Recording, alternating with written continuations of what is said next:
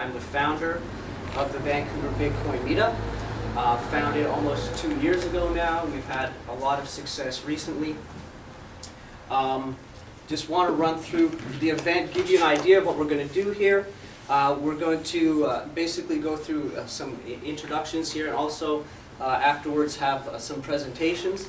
Each presentation is going to be a few minutes, up to the presenter, but most likely not more than 5 or 10 minutes, after which we'll have a short question and answer period, but not too prolonged, so that we kind of have a good flow to the beginning of this event. And then at the end of it, we're going to have a lot of fun. We're going to leave a lot of time for everybody to mingle and get to know some people here. Maybe find out some more specifics about the technology or the opportunities from some established members of the meetup, if you can happen to bump into them.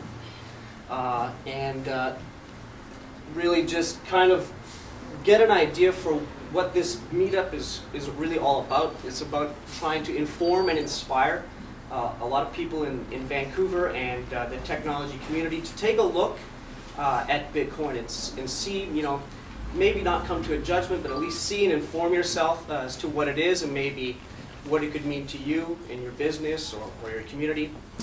And the first thing that I want to do is say thanks to Mozilla, to Eric and Jordan for putting this together. They stepped up huge and really helped us out, and Jesse did as well, in getting our meetup in this awesome space. So thank you to them for supporting decentralized and open source technology. Also a big thanks to the Bitcoin Alliance of Canada.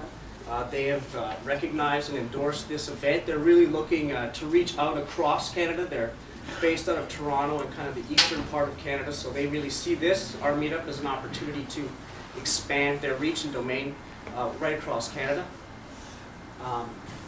And really, I think they see what we've done here in Vancouver through the success of our meetup and what we've been able to do. This is really now a world-class meetup in terms of the Bitcoin space.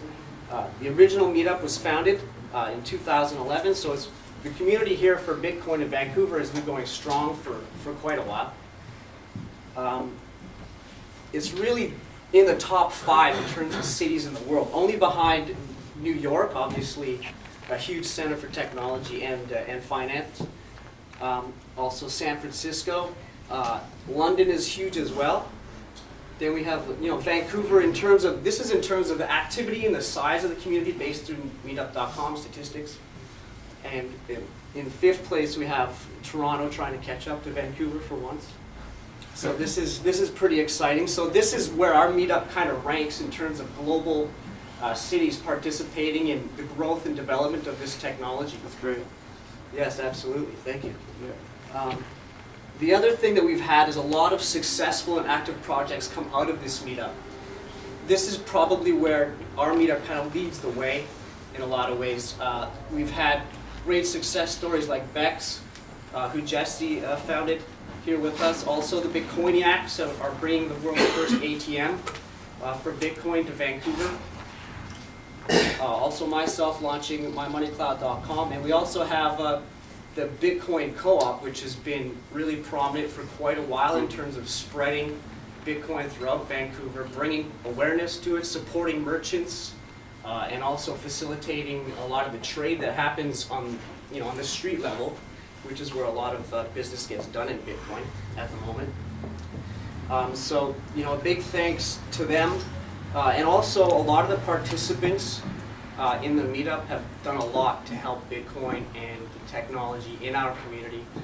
People like Scott Nelson, who formed the original meetup, Adam Soltis, who originally founded VanBTC, one of the first street exchanges in Vancouver, and people like Andrew Wagner, who do a lot of work in organizing a lot of meetup events here in Vancouver.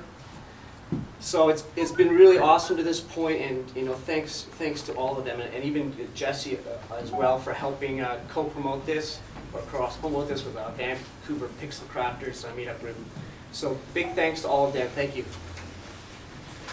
And essentially what we're going to do now is going to run through 3 presentations. We have myself, Jesse, and Johann here. I'm going to present a few good ideas that I think are maybe not going to give you all the answers to understanding this technology, but kind of the idea of all of this information is to give you a starting point, give you an understanding, basic understanding of the technology, basic understanding of the industry, and hopefully a basic understanding of the future and where this technology can take us. So what I'm going to do is I'm going to start with just a basic overview of the technology. I call it the Bitcoin primer. You know, I was having a conversation with a member of the Bit Angels Fund, which is an investment fund specifically designated or designed to invest in Bitcoin projects. That's awesome. And he was talking about how early adopters, and those people who had been in the technology for a long time, were so able to easily, tell who knew what they were talking about in Bitcoin, or who was telling the real story about what was going on. And that's really what inspired me to, in a way, put this event together, and specifically to try and put together this bit of information. Really, it's just about trying to communicate, as I said, the foundation. This isn't going to give you all the technical insight. This is not a technical presentation. This is just a way to try and help bring understanding at kind of like a base, almost layman level. And I think that hopefully you'll find after this your ability to navigate a lot of the information that's out there in the media and online should be a lot easier to get through. And really the first thing that you have to kind of get through with Bitcoin is a lot of the misconceptions or tag words or whatever it is, the flavor of the month the media is talking about for this space. But some of the biggest ones are, first, there is no coin. And that's not really just saying there's no physical coin, because quite obviously there would be no physical coins. But essentially there's no single piece of information that you could identify as either a measure or a store of value that is actually transmitted from one person to another person. That's kind of just an abstraction or an analogy. The other thing that you might find of interest is that the wallet that we find a lot of problems with in terms of security. This is not technically a part of the protocol. It's also kind of a way of dealing with other aspects of the technology. Another interesting point, it kind of indicates where we are with this technology, is that 10% of the currency has been stolen in one form or another. So there's a lot of work to do in terms of security and safe access to this technology. But really the one thing I kind of want to focus on tonight is talking about how this technology is so difficult to communicate. It's so difficult to initially understand. I think if you can come to kind of grasp why that is, a lot of the other problems that we have in terms of looking at this technology kind of fall into place. And I wanted to start out with looking at just some existing network technology that we know about. We know a lot about. That's the World Wide Web. There's a lot of distinct components to this network technology, a lot of different things we know about. There's the protocol itself, there's messages we send over this network, there's client software you run to access this network, you authenticate to this network, and we also spend and transact on this network. So the World Wide Web has a nice distinct definition for each part of the technology that's crucial to understanding it from the user point of view. This is not meant to be a technical dissertation on it, but I think you kind of get the idea. Now, the challenge with Bitcoin is that all of these parts of the technology are called Bitcoin, or a Bitcoin. So if there is no coin, and yet everything is called Bitcoin, then we have kind of this problem where Bitcoin is both everything and nothing. So this is really where the crux of trying to explain this technology to the market and the challenge comes in.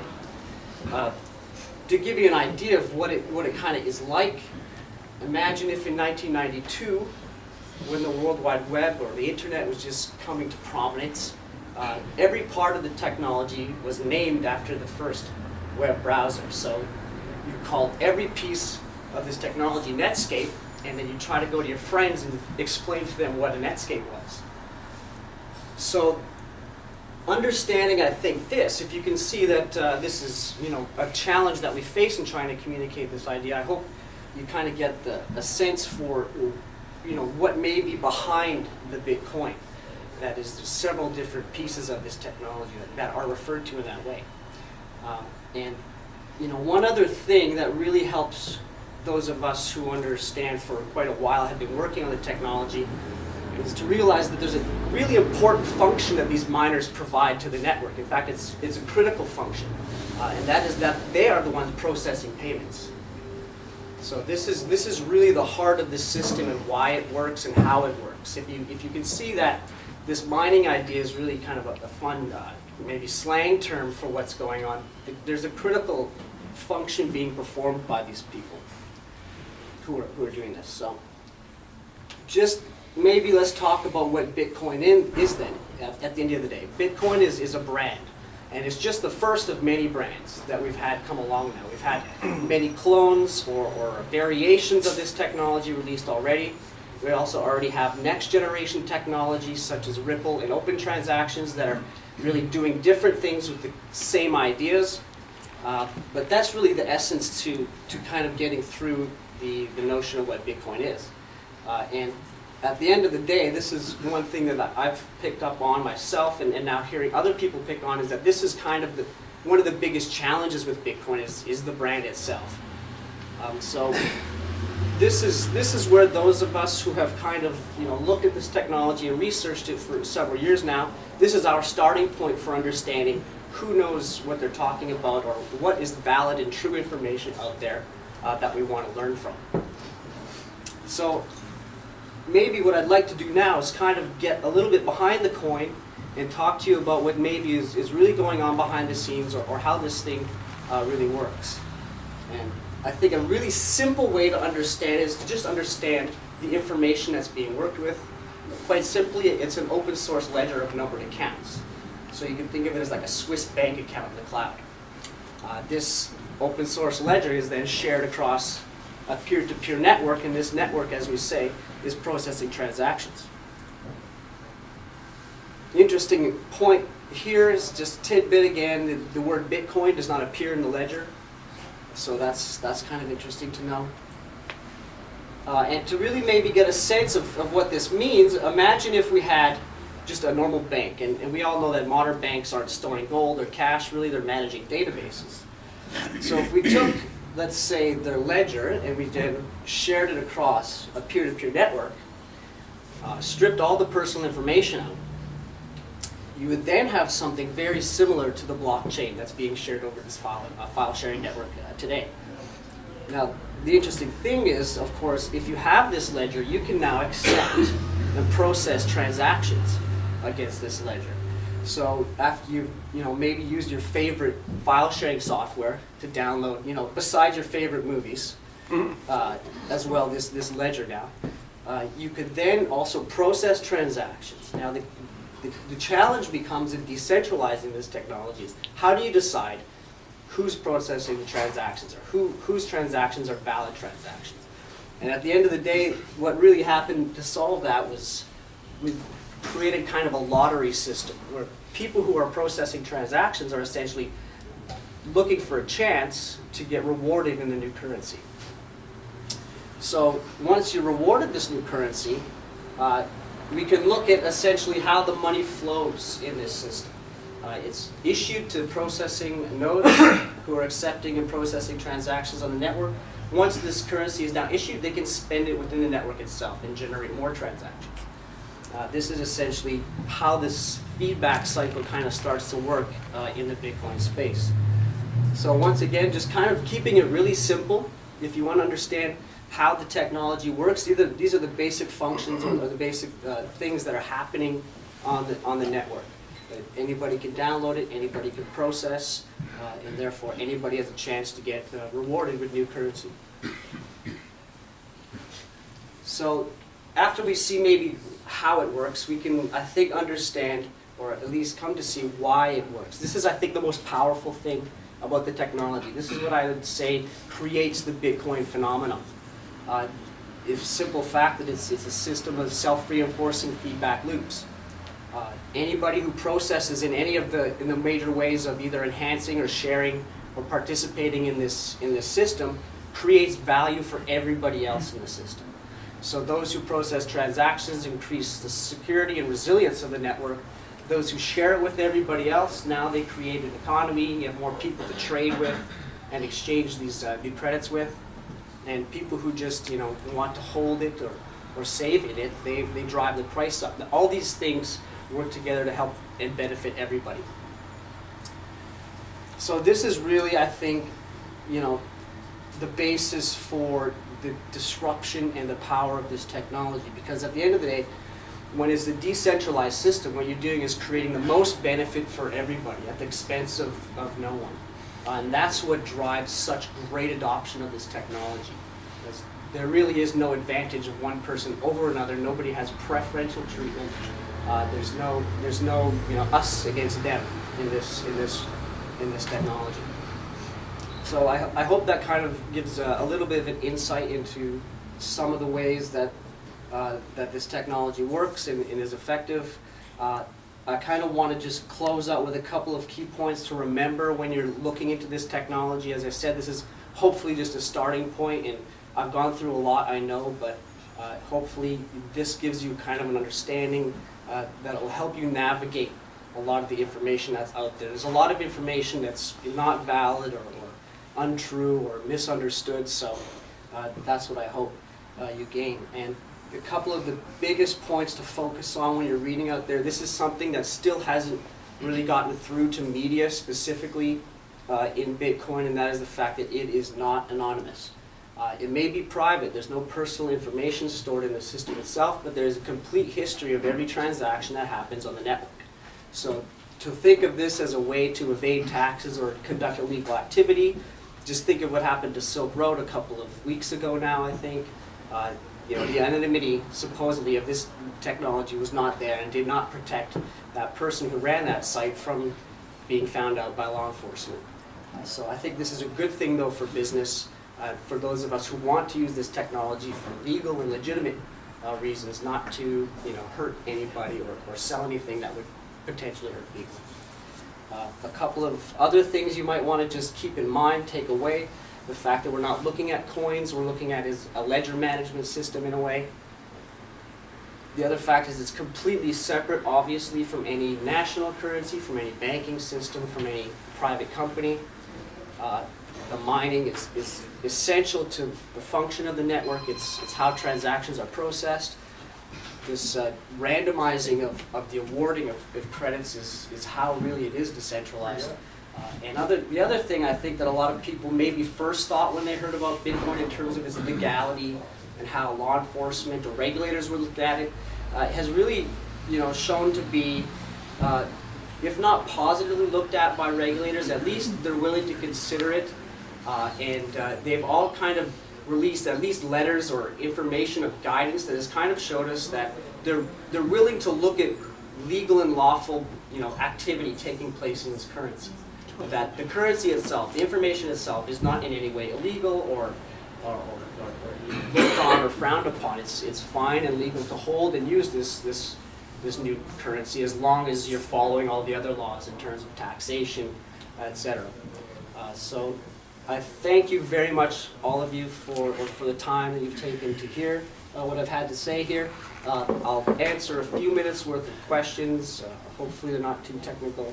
But if anybody has a few, feel free. Is it true to say that this, just today, it doesn't mean that it won't evolve into a real currency, but as of today, it's more of a market for speculation, people that think they're kind of holding on instead of exchanging goods and services for currency? Is that fair to say? I would say yes in some ways. Goods and services still difficult to find and transact in. Speculation, obviously a major component of the Bitcoin technology, the major component of it. But there's also a lot of like community activity taking place, person to person, paying with your mobile device, things like that. So I think, and also there's a lot of investment happening now. in the Bitcoin space. A lot of venture capital funds, a lot of people are taking these Bitcoin profits that they've generated through the explosion in price and driving that right back into the Bitcoin economy itself. Ecosystem.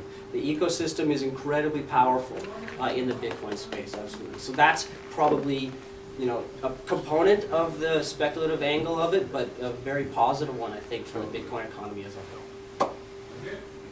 Any other ones? Are there, Should I'm just curious, you said something about Bitcoin ATMs. Are there already Bitcoin ATMs being used? they're just coming into use right now.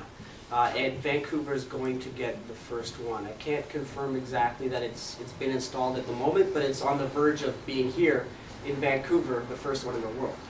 So it's not widely used yet or anything like that. There'll be other ATMs than Amasu, which is like not maybe fully functional, because the one we're getting, you can deposit bitcoins and withdraw bitcoins for cash and so forth.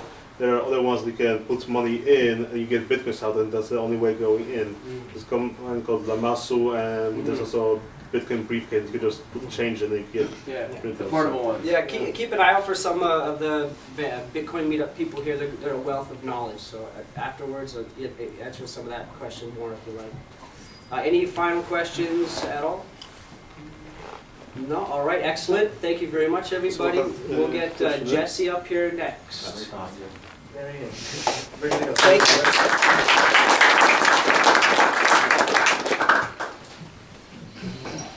Yeah, sounds good. How's everybody doing? Who's sort of like super new to Bitcoin? Okay, and who's kind of been around the block a while and yeah, okay, cool. Just sort of get a feel for everyone here when we plug this in. Hopefully that works on the first try. Finishing. Here it comes. Yay! It sort of works. That doesn't look exactly like it should look, but maybe mirror displays or something. Can you guys see that okay? Just run with that. Okay, so what I'm going to do is talk about some of the businesses that exist right now in the Bitcoin ecosystem and sort of hopefully give you guys an opportunity to spot new opportunities for yourselves and maybe push the conversation on a little more. So it's a little bit about me. A lot of you, I know a lot of you in this room, which is fantastic. There's a whole bunch of you that I don't know. One of the co-founders of LaunchAcademy, which is a co-working space right across the road. I worked at Grow Lab last year. I'm the organizer of Vancouver Pixel Crafters Meetup Group, which is almost 2,000 members. The second largest technology group in the city behind VanDev. And I'm a facilitator at Startup Weekend. So the accumulation of that is that I've looked at hundreds of businesses, maybe even thousands of businesses over the past 2 to 3 years. And I've, like, you can see coming up that we've jumped in with a startup in the Bitcoin space. And I wholeheartedly believe that there's not a better opportunity right now than there is in this space entirely. So, so I'm just going to go through some of the more, let's say, established startups that are out there right now to give you, you know, kind of chop the low-hanging fruit off so you're not doing the same thing as everybody else. For some of you, this will be like so obvious. For other people, it will, you know, might spark some questions. So, the first and foremost, I think the market leader right now, or at least the way I would look at it, is Coinbase. They're based out in the States, in the Valley. Basically, it's a really simple way for people to buy and sell Bitcoins. And they also have a series of merchant tools as well. They've raised $4 million, $5 million, $4 million, something around that amount, from Union Square Ventures, which is, like, in terms of venture capital firms, like the top of the top have put their bet down on these guys. So great product. Everyone I talk to that uses it loves it. It's so simple, it's so fast, and yeah. So second one is BitPay. So if you think of it as like PayPal for Bitcoin, right? The good with both of these right now, they only have about 10,000 merchants signed up. So BitPay, we just talked to their CEO a couple weeks ago over in Amsterdam. They've got 10x growth over the last year. They're predicting 10x for the next year as well too. So those are the targets that they're aiming at, which fits with the whole Bitcoin ecosystem as well. Next one is, who knows Hootsuite? Who has their iPhone app? Who likes their iPhone app?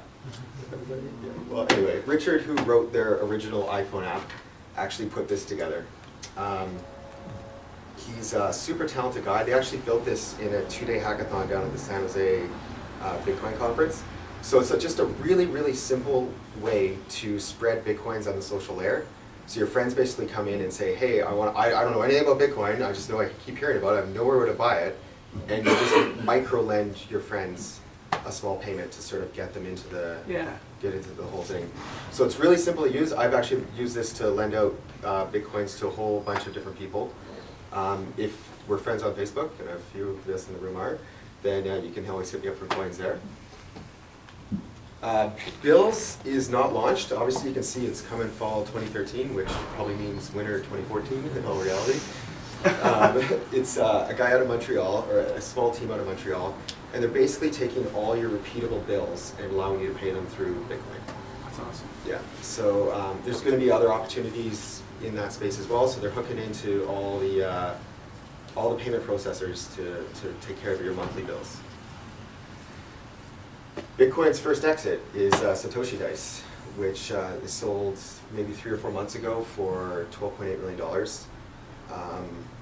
Really simple game where you just put coins in and gamble. It's kind of like going to the casino, based down in Panama, obviously. But Bitcoin's first exit is right there. And this is the one, so eGifter, you guys all know what gift cards are, right? Yeah. Mm-hmm. So eGifter just announced this, I think today or yesterday, that they started accepting Bitcoins. And they actually, you can buy gift cards at Walmart through eGifter. So essentially anything you can buy at Walmart, you can now buy with Bitcoin through it's 1 degree removed. Obviously, you have to go and get a gift card to do that. So a lot of people say, oh, Bitcoin has no utility, I can't buy my groceries with it. Well, now you can buy your groceries with Bitcoin, literally. Ripple, I still have no idea about. So who's going to explain Ripple to me? It's like Bitcoin is a peer-to-peer payment system, so Ripple is more like a peer-to-peer lending and IOU creation. Also, as a built-in exchange so anyone can go in and say, okay, I trust you, so you can like share the money between ourselves, but actually having to have the money. You know, with a friend you can go and trade dollars while actually putting dollars into the system, as long as you trust them, and that settles the debts between you. There's a couple of things in there too. I think that they've created their own currency. Yeah, and then there's like something where you can literally create your own currency as well too, isn't it? Yeah, so anyone can issue any currency they want. So you can say, oh, I'm issuing gold bars, or there's a really popular one now, it's pre-1975 silver dimes that people are like transacting in on the network just because it's, you know, silver and it's interesting. Yeah. Anyone else want to add anything about Ripple? Yeah, Google Ventures invested in them, right? Yeah, Google Ventures invested in them. Yeah. So there's a lot of big. Oh, I got a slide. I didn't put Google Ventures on the slide, but I should have. That's a good point. So this is our startup. So we're working on here in town. We're a team of 6. The basic idea is that you need more portals into and out of the Bitcoin ecosystem. And we built an exchange that we can license out over and over again to a bunch of different groups. So we have customers down in New Zealand and Australia, and we work with them to build the software, and then they handle all the sort of banking and regulatory side of the problems, which are really complex as well too. So yeah, that's what I'm working on. Nice. Thank you. Yeah. This is the investment landscape, and this slide can honestly be jammed with like 40 different logos. I just picked these ones because they're a little bit more focused, and we probably should have Google Ventures on there. So Liberty City Ventures is in New York. It's a $15 million fund that only invests in digital currency businesses. Boost VC is in the Valley. They've got kind of a weird mix of investment / you have to live in a house with a bunch of dudes / you have to, you go, it's like going to school, living on campus almost. Lightspeed Venture Partners, again, same thing. They've put money into various Bitcoin businesses. The two on the bottom there, Y Combinator, I'm sure most of you are familiar with technology, is like the most foremost accelerator in the world. They've now invested in a few different Bitcoin businesses. Of course, Coinbase, which was on the first slide, is one of them, and Buttercoin's another one. And Union Square Ventures is placed like a huge $4 million bet on Coinbase, which is awesome. For those who are just kind of starting out, and I know Robert talked about it a little bit with the Bit Angels, it's a group of, you can see what maybe you guys in the back can't see, so I'll just kind of read this out. There's 60 angel investors that have $6.7 million in Bitcoin that they're using to seed various Bitcoin businesses. So if you're at a stage where you have an idea and it's a good idea, they love funding little small amounts into those ideas. And that early seed capital is the hardest thing in the world to get in Vancouver in particular. It's ridiculous. No one will ever give you that. So there's a group of 60 of them. We've spent quite a bit of time with them just helping, and they've made insane introductions. So Sam, who is one of the co-founders there, he facilitated a meeting with us and the CEO of Mt. Gox, and we've been talking to the CEO of Mt. Gox for the last 2 weeks, almost nonstop, about how we can potentially integrate our platforms, right? And that's all from this group. This whole group of people want to see the whole Bitcoin ecosystem grow, and they're willing to place really, really small bets and also come in for some larger bets as well. So if you're looking to fund an idea, I think that's a great place to start. So let's talk a little bit about the opportunities that are available in the ecosystem a bit. So on the left you have banks, on the right you have Bitcoin, and Robert did a much better job of laying this out than I did, which is awesome. But the basic idea is that, you know, on one side you have an account, on the other side you have an account, the line in between is a transaction, right? And in a bank that's a closed system with high overhead costs, they have to make money on top of that transaction, right? When you take it over to Bitcoin, where the whole thing is open source, the margins are obviously much smaller. You don't need that transaction fee. So where the bank's charging a lot for anything from like remittance, do you guys know what remittance is? It's the worst. It's the worst, yeah. So if I have family over in, I don't even know, let's say New Zealand, and I want to send them money, I have to go to Western Union and pay 7 or 8% of that money for it to show up in New Zealand. Depending on the countries, it varies a lot. With Bitcoin, those transaction fees are essentially non-existent.